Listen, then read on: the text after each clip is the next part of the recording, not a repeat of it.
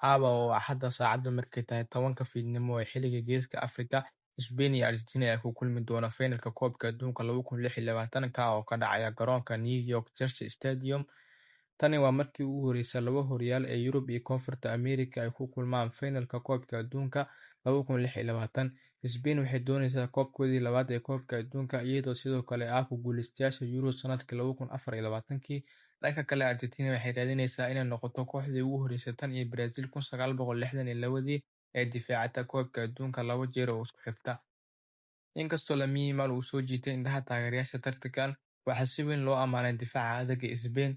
Spain waxay gaartay semi-finalka iyadoo haysta rikoor cajiib ah oo aan wax gool ah laga dhalin muddo dheer. Waxay 2-0 ku garaacday Faransa, iyadoo Michael Oyarzabal uu rigoore dhaliyay, Pedro Porro uu dhaliyay gool qurux badan oo ah goolkii labaad. Kooxda Luis de la Fuente ayaa 6 kulan oo xiriir ah aan laga badin, sidoo kalena 6 kulan oo xiriir ah shabaqeeda ilaashatay, taa oo noqotay rikoor cusub oo Koobka Adduunka ah.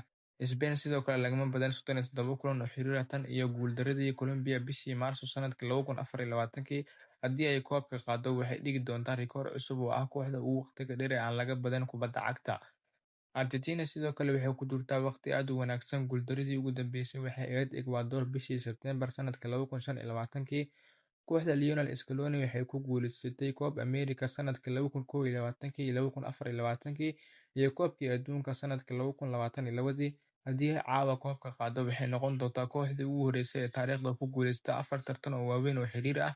Semi-finalka waxay 2-1 uga adkaatay England, iyadoo Lionel Messi uu caawiye ku noqday goolasha Enzo Fernandez iyo Lautaro Martinez. Argentina 5 kulan oo xiriir ah shabaqeeda maysan ilaashan, balse waxay dhalisay ugu yaraan 2 gool kulan kasta, iyadoo haysta 19 gool oo ah kuwii ugu badnaa ee tartankan.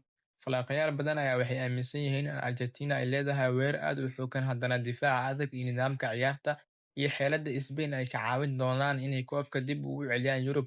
Spain ayaa loo arkaa kooxda ugu cadcad inay ku guuleysato finalka Koobka Adduunka 2026, halka Argentina ay isku dayeyso inay difaacato horyaalkooda oo ay taariikh cusub qoraan.